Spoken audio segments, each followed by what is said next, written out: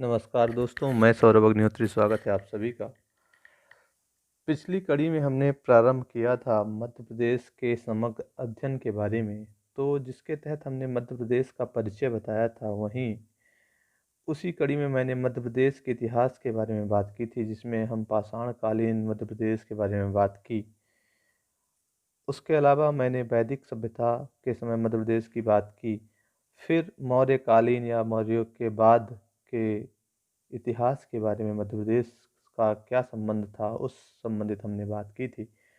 आज उसी कड़ी में हम बात करेंगे कलचुरी राजवंश के बारे में। कलचुरी राजवंश जो थी, इसकी दो शाखाएं थीं, महिष्मती शाखा और त्रिपुरी शाखा। तो सबसे पहले हम देखते हैं महिष्मती शाखा के बारे में। तो महिष्मती का कलचुरी वंश अत्यंत प्राचीन था, जिसमें अनेक प्रतापी राजा हुए थे। इन्होंने अपना कलचुरी संवत 248 ईस्वी में स्थापित किया था। कभी पूछ भी दे कि कलचुरी संवत कब स्थापित किया था, तो 248 ईस्वी में इन्होंने अपना कलचुरी संवत स्थापित किया था। उसके बाद हम देखते हैं, पुराणों में हैहल कलचुरियों का उल्लेख मिलता है, जो कार्तवीर्य अर्जुन के वंशज थे। इस वंशज के केवल 3 शासकों के नाम ज्ञात हुए हैं। ठीक है, कौन कौन से 3 शासक होंगे? कृष्णराज लगभग 550 से 575 ईस्वी तक, एवं उनका पुत्र शंकरगण तथा पौत्र बुद्धराज था। यही 3 शासक। तो कभी क्वेश्चन आ जाए कि इनमें से कौन कलचुरी वंश का शासक नहीं था, तो इनके नाम आपको याद रखना है। फिर इस राजवंश का जो वास्तविक संस्थापक था, वो कृष्णराज था। वास्तविक संस्थापक कृष्णराज था।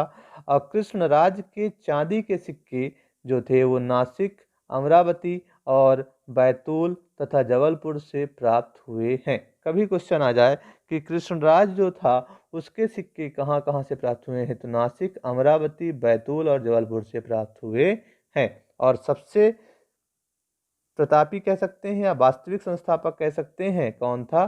तो कृष्णराज था। उसके बाद इन मुद्राओं पर एक ओर राजा की आकृति और दूसरी ओर नंदी की आकृति तथा ब्राह्मी अक्षरों में परम महेश्वर माता पितृपादानुध्यात श्री कृष्णराज लिखा हुआ है। ठीक है, तो ये सिक्कों की जानकारी हो गई। वहीं जो शंकरगढ़ था राजा, तो शंकरगढ़ का अधिपत्र जो था, नासिक जिले के अमोना से प्राप्त हुआ है, जो उज्जैन के विजयी शिविर से जारी किया गया था। और उन्हीं शंकरगढ़ का पुत्र बुद्धराज जो था, तो बुद्धराज के समय बतनगर नासिक जिले के चांदेर तालुक में बड़नेर में जो है, भूमिदान के उद्देश्य से विदिशा से बड़नेर अनुदान जारी किया गया था। ठीक है, तो ये तीनों राजाओं की बात हो गई। ये शाखा थी महिष्मती शाखा। वहीं अगर बात करें त्रिपुरी शाखा की, जो कलचुरी राजवंश थी, ये ज़्यादा प्रसिद्ध हुई। तो बामराज ने डाहाल में त्रिपुरी शाखा की स्थापना की थी। क्वेश्चन कभी आ जाए कि कलचुरी राजवंश की जो त्रिपुरी शाखा थी, उसकी स्थापना किसने की थी, तो वामराज ने डाहाल में त्रिपुरी शाखा की स्थापना की थी, जिसका विस्तार गोमती नदी से नर्मदा नदी तक था। अब गोमती नदी आपको पता है, लखनऊ जो है गोमती नदी के किनारे बसा हुआ था या फिर बसा हुआ है। ठीक है, इसकी जो राजधानी थी, वो त्रिपुरी जबलपुर थी। और कलचुरी राजवंश का सुयोग्य एवं वास्तविक संस्थापक कोकल प्रथम था। ठीक है, तो कलचुरी राजवंश जो था, उसका वास्तविक संस्थापक यहाँ पे कौन था? कोकल प्रथम था। उसने कन्नौज के प्रतिहार राजा भोज प्रथम से युद्ध किया था। ठीक है, क्वेश्चन पूछ सकता है कि राजा भोज प्रथम से युद्ध किसने किया था, किस कलचुरी शासक ने किया था, तो कोकल प्रथम था। फिर कोकल प्रथम की पुत्री का विवाह राष्ट्रकूट वंश के राजा कृष्ण द्वितीय के साथ हुआ था। ये भी बहुत फेमस राजा था। तो कोकल प्रथम जो था, उसकी पुत्री का विवाह राष्ट्रकूट वंश के राजा कृष्ण द्वितीय के साथ हुआ था। उसके पश्चात उसका बड़ा पुत्र मुग्धतुंग त्रिपुरी का शासक नियुक्त किया गया, जो एक महान योद्धा था, जिसने पूर्वी समुद्र के किनारे तक विजय प्राप्त की तथा दक्षिण कोसल के सोमवंशियों से पाली अर्थात बिलासपुर जिला छीन लिया था। ठीक है, तो कभी क्वेश्चन पूछे कि बिलासपुर जिला या पाली को किसने छीना था, तो मुग्धतुंग ने छीना था। फिर मुग्धतुंग के पश्चात बालहर्ष एवं युवराज देव प्रथम इस वंश के शासक हुए। ठीक है, वहीं युवराज देव प्रथम जो था, तो युवराज देव प्रथम साहित्य का महान आश्रयदाता भी माना जाता है, क्योंकि बाल रामायण, बाल भारत, कर्पूर मंजरी एवं काव्य मीमांसा के रचयिता राजशेखर उसकी साहित्य मंडली के दैदीप्यमान नक्षत्र थे। अर्थात कह सकते हैं, कभी पेपर में आ जाए कि बाल रामायण किसने लिखी, बाल भारत किसने लिखी, कर्पूर मंजरी तो कई बार पूछा जा चुका है किसने लिखा है, और काव्य मीमांसा के रचयिता कौन है, तो राजशेखर। ये सब कलचुरी थे। ठीक है, युवराज देव ने अपनी पटरानी नोहला के इच्छानुसार मत मयूर कुल के अनेक आचार्यों को आमंत्रित करके उनके लिए गुर्गी, रीवा जिला जो है, चंद्रेही, बिलहरी तथा अन्य स्थानों पर शिव के उत्कृष्ट मंदिरों एवं मठों का निर्माण कराया था। तो पटरानी का नाम जो है ये भी याद रखिएगा। उसके बाद भेड़ाघाट में अपनी राजधानी के समीप ही उसने एक गोलाकार एवं खुले छत रहित 64 योगिनी मंदिर का निर्माण करवाया था। कभी भी क्वेश्चन आ जाए कि 64 योगिनी मंदिर कहाँ पर है, कहीं तो पूछा जा चुका है कई बार, कहाँ पर है, और हो सकता है ये भी आपसे पूछ दे कि इसका निर्माण किसने कराया था, तो युवराज देव ने कराया था। उसके बाद उनकी रानी नोहला ने दमोह जिले के नोहटा में नोहलेश्वर शिव मंदिर का निर्माण कराया था। तो नोहलेश्वर शिव मंदिर का निर्माण भी किसी के द्वारा कराया गया, तो युवराज देव प्रथम के शासनकाल में उनकी पत्नी नोहला के द्वारा कराया गया था। और युवराज प्रथम का एक बहुत ही योग्य और बुद्धिमान मंत्री भाक मिश्र था, जो विद्धशाल भंजिका में वर्णित भागुरायण का ही दूसरा नाम है।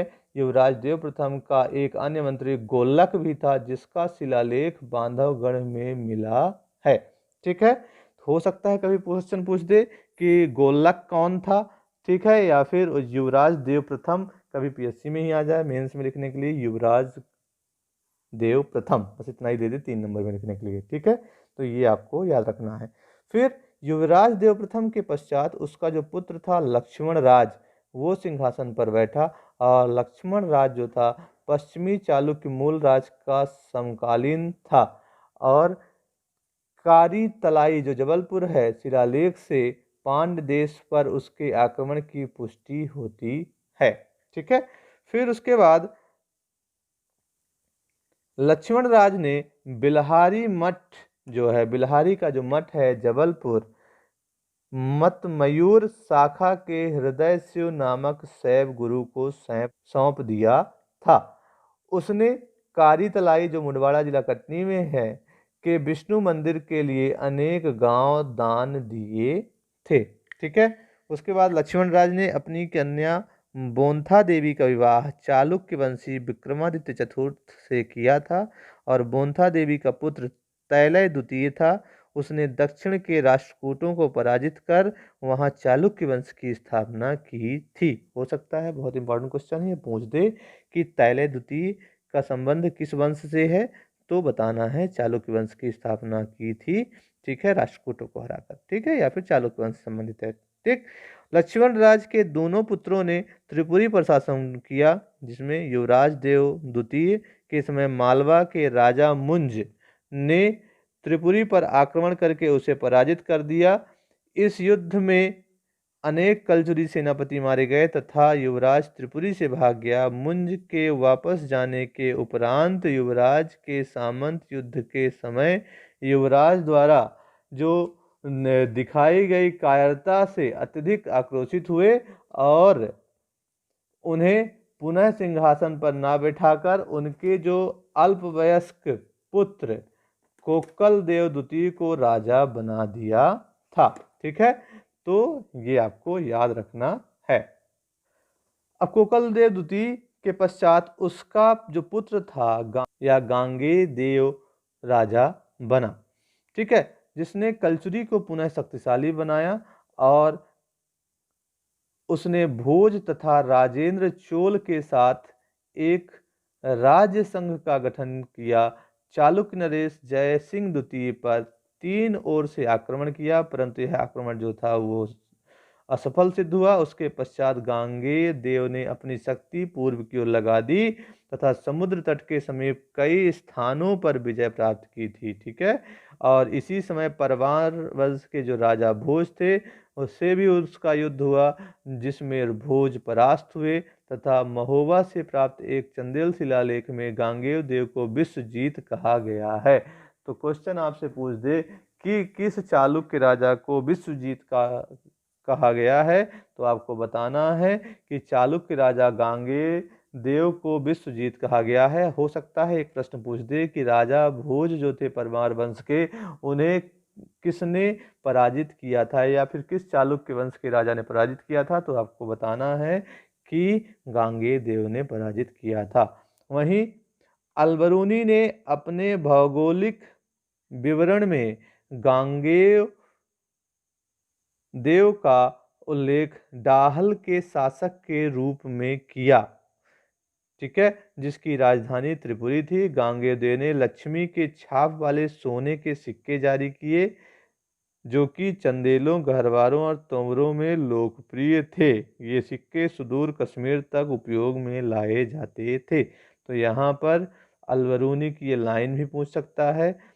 अलबरूनी के अनुसार गांगेय देव की राजधानी क्या थी, ये पूछ सकता है।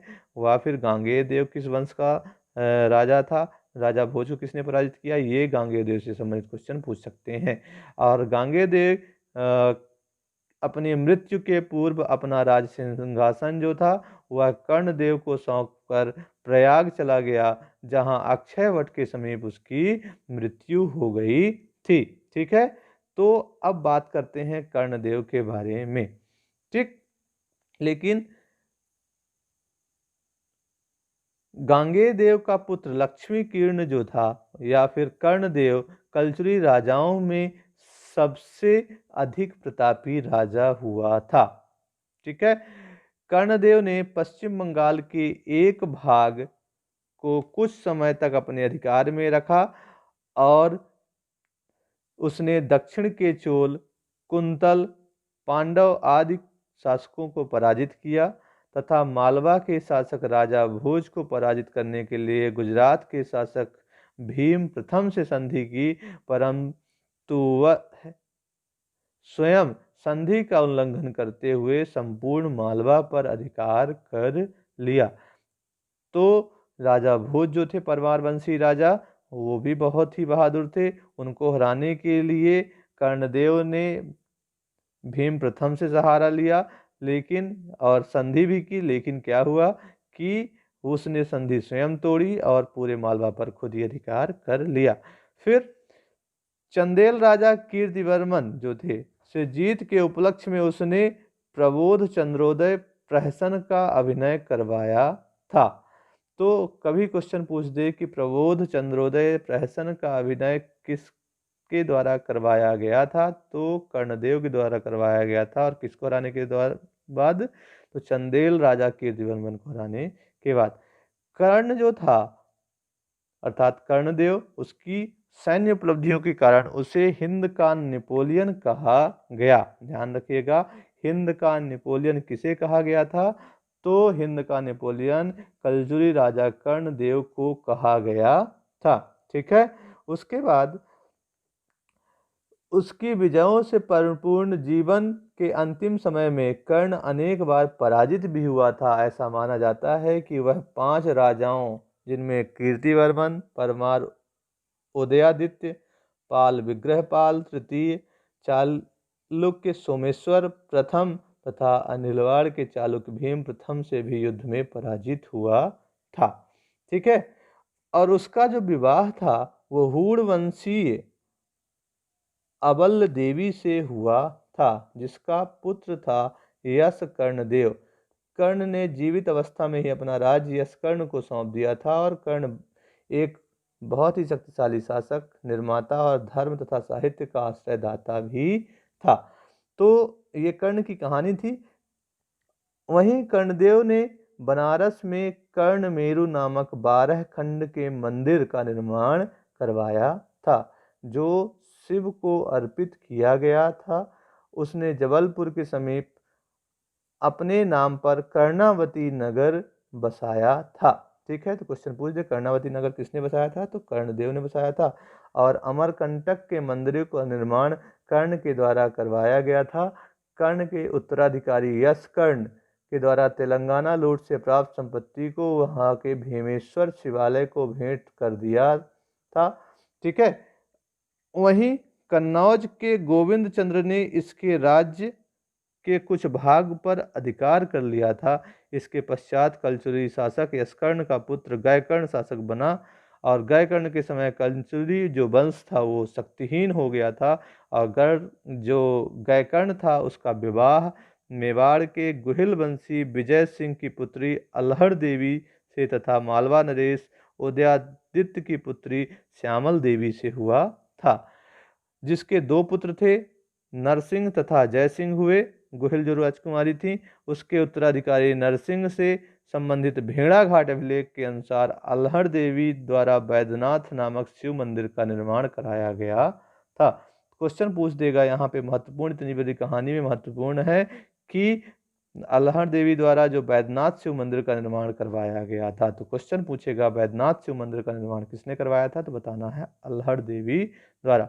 ठीक है, जिसके साथ एक मठ और एक व्याख्यानशाला एवं एक उद्यान संलग्न भी था। वहीं नरसिंह के पश्चात उसका भाई जयसिंह गद्दी पर बैठा। उसके शासनकाल के अंत में जयसिंह को संभवतः चंदेल राजा परमार्दिदेव की अधीनता स्वीकार करनी पड़ी थी, और जबलपुर से लगभग 16 किलोमीटर दूर गोसलपुर गांव जयसिंह की पत्नी गोसला देवी के नाम पर बसाया गया था। तो ये क्वेश्चन पूछा जा सकता है।